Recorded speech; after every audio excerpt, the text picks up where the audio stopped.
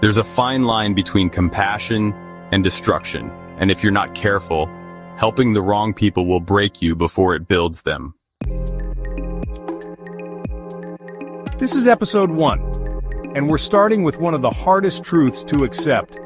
The person who always needs saving, the one constantly surrounded by chaos, the one who never seems to grow no matter how much you give. Today we talk about the perpetual victim. You might think you're helping, but what if every time you reach out to pull them up, they're pulling you down? What if they're not really stuck? What if they've learned how to live in the struggle? What if they don't want help at all? They just want your energy. Let's get this straight. There's a difference between someone who's hurting and someone who's habitually helpless. The perpetual victim doesn't want solutions. They want attention. They want sympathy. They want to keep you locked in their mess, so they never have to face their own reflection. They're always in a storm, but somehow, they're never the one holding the umbrella. You'll notice it. Every conversation leads back to their pain. Every crisis is urgent. Every mistake, someone else's fault. They cry for help, but they don't want to change. They want an audience. And if you're not careful, you'll become a cast member in their never-ending drama. Here's the truth. You can't save someone who's not trying to swim. You're not a lifeguard for emotional manipulation. You're not a therapist on call for someone addicted to chaos. And I get it. You've got a good heart. You want to believe in people. You think maybe, this time, they'll get it. But tell me this. How many times have you helped them, only to end up drained? How many nights have you worried about them while they were busy creating another crisis? Helping isn't healing if it's costing you your peace. I've seen it. The friend who's always in trouble. The one who cries on your shoulder but never takes your advice. The one who begs for help, promises to change, and then, a week later, they're back in the same pit, pulling you in with them. You give, they take, you hope, they spiral. It's not growth, it's a cycle, and it's killing you slowly. This isn't about being cold, it's about being clear. Clear about who wants to heal and who wants to be handled. Clear about who's trying and who's just trying to keep you close. You are not responsible for their refusal to grow. You're not cold-hearted for stepping back. You're wise. Because real help, it empowers. It uplifts. It supports someone who's reaching for the rope, not someone who's wrapping it around your piece. You're allowed to say, I love you, but I can't fix this for you. You're allowed to stop rescuing people who refuse to swim. You're allowed to walk away from emotional black holes. So if you're listening right now and you've been caught in the cycle, you're not alone, and it's not too late to step back. You're not evil, you're not selfish, you're protecting your soul, and that's something no one else will do if you don't. In the next episode, we talk about a different kind of trap, not the one who cries, but the one who complains constantly, loudly, relentlessly, the chronic complainer. But until then, choose your help wisely, guard your peace, and remember, helping the wrong person can destroy the right parts of you. There are people in this world who will drain your energy, not with chaos, not with crisis, but with constant complaint. You'll give, and they'll grumble. You'll show up, and they'll shoot it down. You'll offer solutions, and they'll find another problem. This is episode 2, and we're calling out the chronic complainer. No matter what you do, it's never enough. You could give them the world. They'd still find something to whine about. You could move mountains. They'd complain about the view. Because for the chronic complainer, nothing is ever right. Nothing is ever good enough, and no one, especially not you, can fix it. You've been there. You try to be a good friend. You listen. You offer advice. You stay up late thinking maybe you can help them find a better way. But it doesn't matter. They're not looking for a way forward. They're looking for someone to drown with. It's not about resolution, it's about repetition. Same problem, different day, no growth, just more noise. They complain about work, complain about people, complain about life, and eventually, they'll complain about you, because that's how this works. If someone's always unhappy, eventually they'll make you the villain in their story. You've got to stop thinking it's your job to fix their mindset. You can't plant seeds in concrete. You can't pour light into someone who's closed every window. They don't want change. They want a stage. They want to vent, to blame, to spiral. And they want you there for every act of the performance. Let me tell you something. Not everyone who vents wants victory. Some people are addicted to the sound of their own misery. They find identity in the struggle, and if they fix it, they won't know who they are anymore. They'll tell you nothing ever works out. They'll dismiss every breakthrough. They'll shoot down every strategy you offer. Why? Because complaining gives them comfort. It gives them control. It gives them a reason to stay exactly where they are. And if you keep trying to help them, you're just another tool in their victim machine. I've watched good people, great people, burn out trying to cheer up someone who didn't want joy. They made phone calls, they wrote texts, they gave second chances, third chances, and their whole heart, all to hear, yeah, but you're not helping. You're holding space for their refusal to grow. Helping isn't about how much you can endure. It's about how much someone's willing to change. If you're constantly around someone who sees the worst in everything, eventually, you'll start to see it too. That's not compassion, that's contamination, and you deserve better than that. You're allowed to walk away. You're allowed to say, I love you, but I can't keep being your sounding board for things you refuse to change. Because here's the hard truth. Someone who never sees the light will never recognize the one you bring. They'll stay stuck, and you'll stay stuck with them. This isn't about being unsupportive. It's about being discerning. Support someone who wants progress, not someone who craves problems. Pour into someone who listens, not someone who leaks. Because your energy is sacred, your joy is fragile, and your peace is not up for negotiation. Let's talk about expectations, not the healthy kind, the toxic kind, the kind where someone thinks you owe them everything. Your time, your help, your energy, even your silence. This is episode 3. And today we face the uncomfortable truth about the entitled. They don't ask for help. They expect it. And if you don't give it, you're the problem. You're cold, you're selfish, you're not a real friend. But listen carefully, you're not the problem. Their entitlement is. Because when someone believes they deserve your support without ever showing gratitude, they're not seeking help. They're claiming ownership. You've seen it. You've felt it. You've probably lived through it. That one person who only calls when they need something. Never asks how you're doing. Never offers to return the favor. Never says thank you. But they'll guilt you when you set a boundary. They'll accuse you of switching up when you finally say, I can't keep doing this. Because to them, your help is not a gift. It's a given. Let's get something straight. You don't owe anyone your time. You don't owe anyone your energy. You don't owe anyone your peace. Entitlement isn't about need. It's about control. It's the mindset that says, I'm struggling, and it's your job to fix it. I deserve your help. And if you say no, you're a bad person. No accountability, no humility, just demands. And if you're not careful, you'll start believing it's your job to serve someone who doesn't even see your worth. I've watched people give until they were empty, giving rides, giving money, giving hours of emotional support, only to get ghosted the moment they needed anything in return. And when they finally said no, the entitled person cut them off like they were the villain. Here's the hard truth. Some people don't want you around for who you are. They want you for what you provide. And once you stop providing, they stop pretending to care. Listen to me. Your kindness is not a contract. Your generosity is not an obligation. You don't owe people access to your time just because they've learned how to ask loud enough. You don't owe anyone a yes just to keep the peace. Because if someone needs you to suffer for them to feel supported, that's not a relationship, that's manipulation.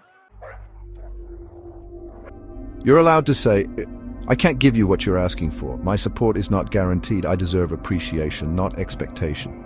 And you don't have to explain it, you don't have to argue, you don't have to feel guilty, because entitlement thrives on guilt, and guilt is how they keep you on the hook. So here's the bottom line. If someone can't appreciate your help, they don't deserve your help. Start giving to people who say thank you. Start showing up for those who show up for you. And stop handing your time to people who treat it like it's owed. Because that's not kindness. That's surrender. In the next episode, we're going even deeper, to the ones who don't just expect help. They create stories to get it. The habitual liar, they don't just twist the truth. They design lies with emotion, urgency, and one goal, to pull you in. You'll want to hear this one. In episode 4. Some people lie once to cover a mistake. Others lie so often they don't even know what the truth is anymore. And the worst part, they lie to you through emotion. They lie to you with urgency. They lie to you because they know you care. This is episode 4, and we're exposing one of the most exhausting traps of all, the habitual liar. They don't just lie with words, they lie with stories, with tears, with timing. They lie in ways that make you feel like you're the only one who can help, and that's what makes them dangerous, because their lies don't sound like lies. They sound like pain. They sound like emergencies. They sound like truth wrapped in emotion. You've been there. They called in a panic, told you something terrible happened. They needed money, they needed time, they needed you. So you dropped everything. You showed up, you helped, you sacrificed, and later, you found out none of it was real. Or maybe just enough of it was true to keep you hooked. But the rest? Fabricated, stretched, manipulated, and now you're left standing there, hurt, confused, and questioning your own judgment. Here's the truth. Habitual liars aren't just dishonest. They're strategic.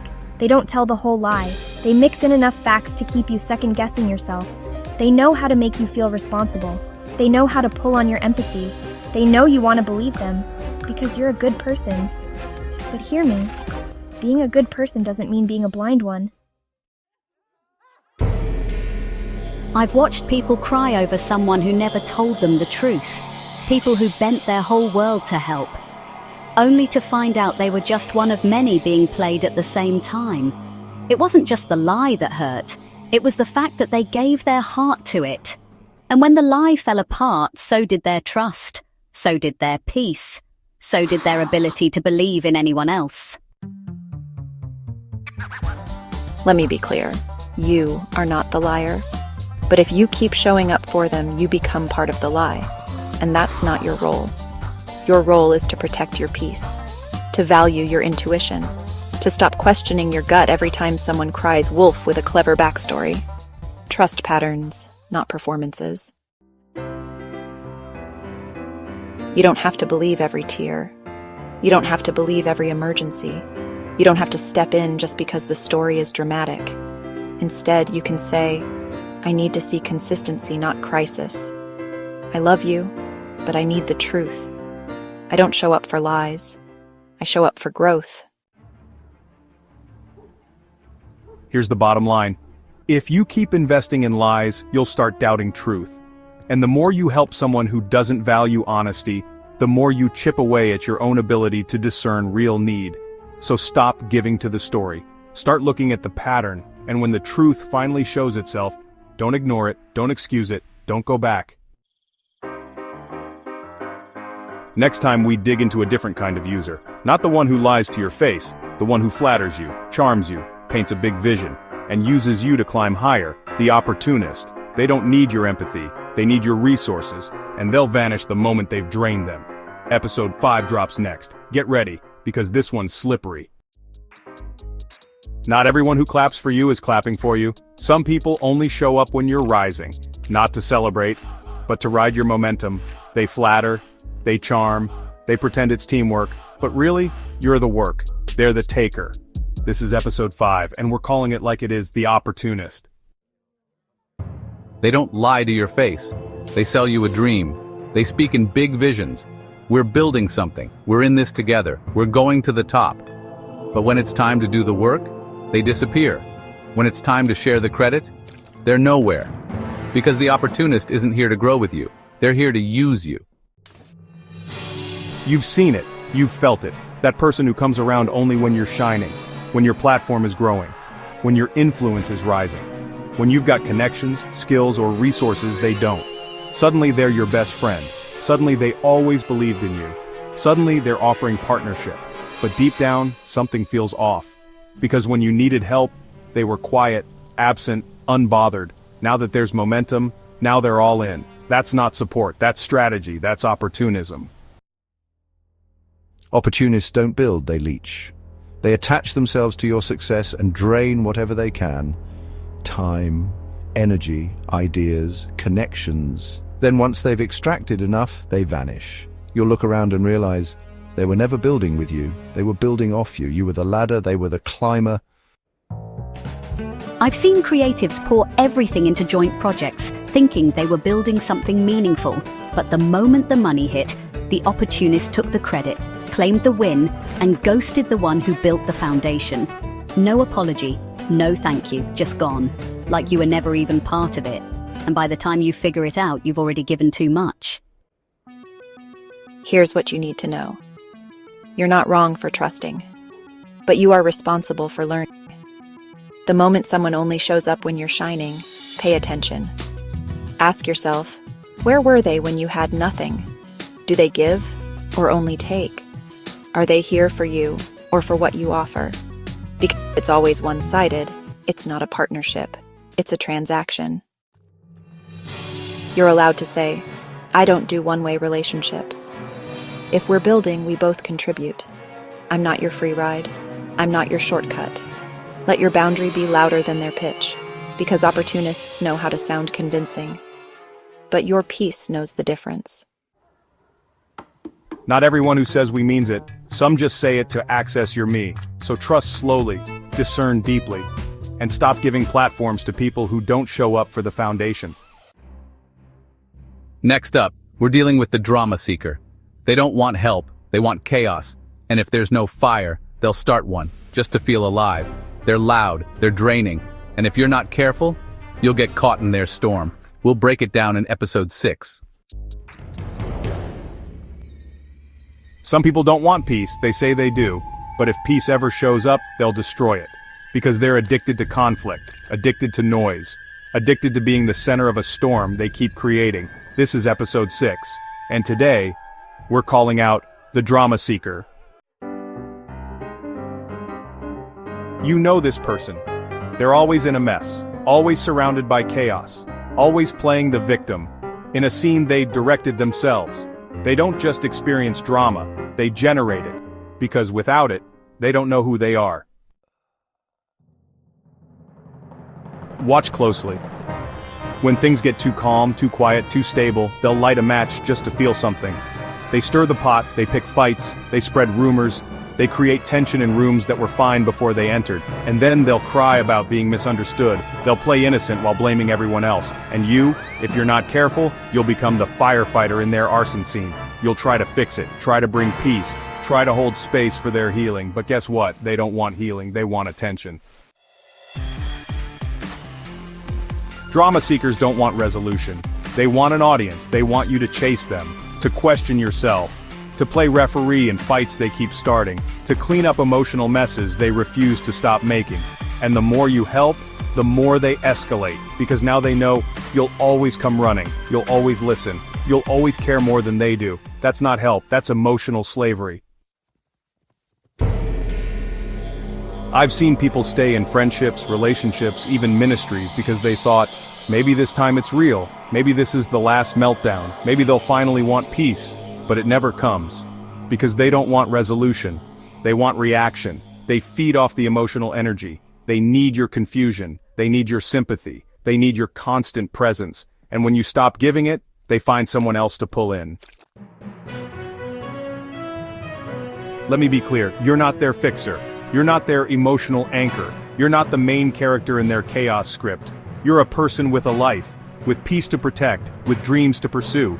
And if someone keeps throwing storms at your feet just to stay relevant in your world, you owe them nothing. You are allowed to say, I'm not participating in this cycle, I won't be pulled into manufactured chaos, I choose peace, whether you do or not, and if they get louder, let them.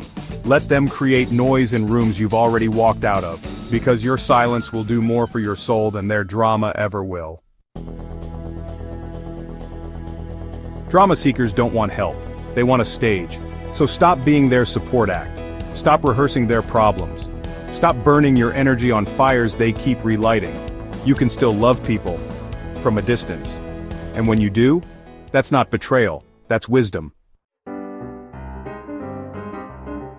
In episode 7, we meet someone who plays a different game, the taker. They don't create chaos, they don't lie to your face, they just smile, take what they need, and vanish. They look like a friend, but they leave you empty. You'll want to be ready for that one. See you in the next episode. They don't scream, they don't lie big, they don't bring chaos, they just take quietly, consistently, until there's nothing left of you. This is episode 7, and today we talk about the ones who slip under the radar, the takers. They come in soft, with charm, with timing. They know how to smile, how to say just enough. They don't ask for much, just little favors. A small request, a bit of your time, a quick conversation. Another loan, another ride, another late-night vent session, and before you know it, you're drained, but they're full. Takers are the hardest to spot because they don't look toxic. They look friendly, helpful, even grateful at first. They say all the right things. Thank you. You're amazing. I don't know what I'd do without you. But here's the pattern. They always show up when they need something, and they always vanish when you do. You pour into them. But when the roles reverse, they've suddenly gone quiet, busy, unreachable. That's not a relationship, that's a transaction. I've watched good people get used like emotional vending machines. Every time someone hit the button, they gave support, advice, money, time. They gave until they were exhausted. Until their own needs felt like a burden. Until the thought of asking for help felt selfish. That's what takers do. They train you to serve, while making you feel guilty for needing anything back. Let me break this wide open. Takers aren't always malicious, but they are consistent, consistently absent. They're not building with you, they're benefiting from you. And I know, you want to be the strong one, the giver, the one people can count on. But let me ask you this, who's pouring into you? Who checks on you? Who sees you as more than a service? Because if no one's giving back, you're not in a circle, you're in a trap. It's time to speak up, to say, I need balance in this relationship. I'm done being the only one giving. If you can't show up for me, don't expect me to keep showing up for you. And if they walk away, let them. That's not loss, that's clarity. You deserve friendships that pour back. You deserve support that goes both ways. You deserve people who give without needing something first. Stop settling for emotional leeches. Start seeking real connections, because when you stop feeding takers, you start feeding your soul. Now in the final episode, we deal with the most calculated type of all. The manipulator. They don't take, they don't beg. They engineer situations so you feel guilty for saying no. It's not about help anymore. It's about control, and that's the line you can never let them cross. We end the series strong in episode 8. Be ready.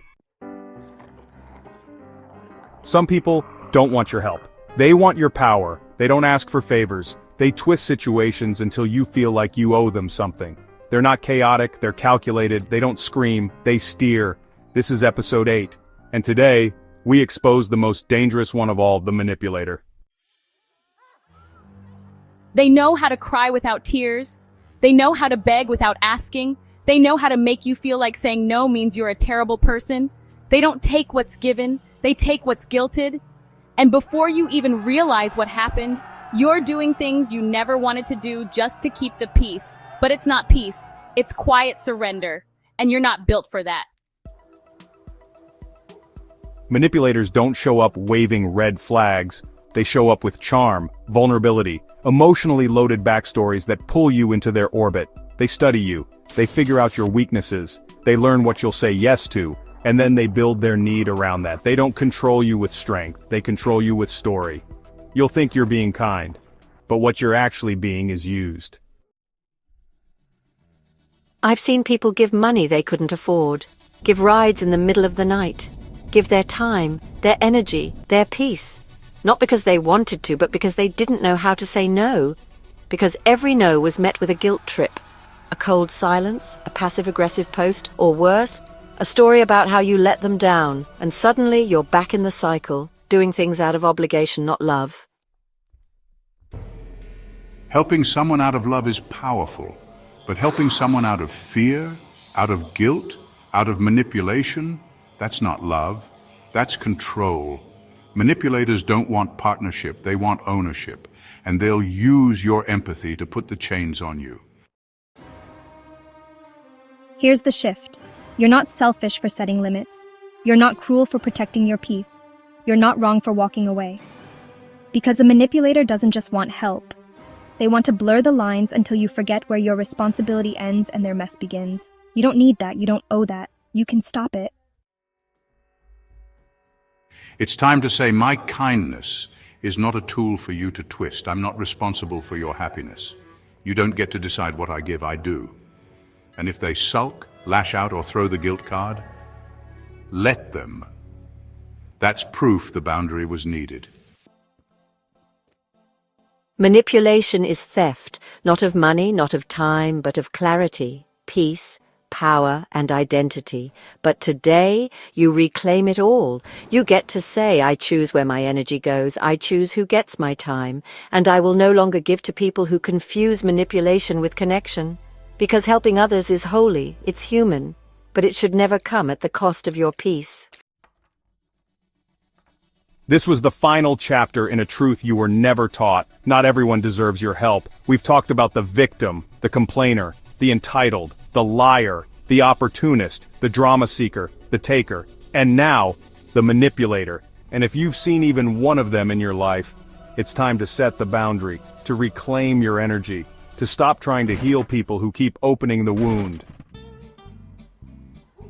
You deserve relationships rooted in respect, in balance, in truth, not obligation, not control, not guilt. So protect your peace, guard your heart, and from this day forward, help wisely. Now tell me in the comments, which one have you dealt with the most? Which boundary are you setting today? Because your healing starts right now.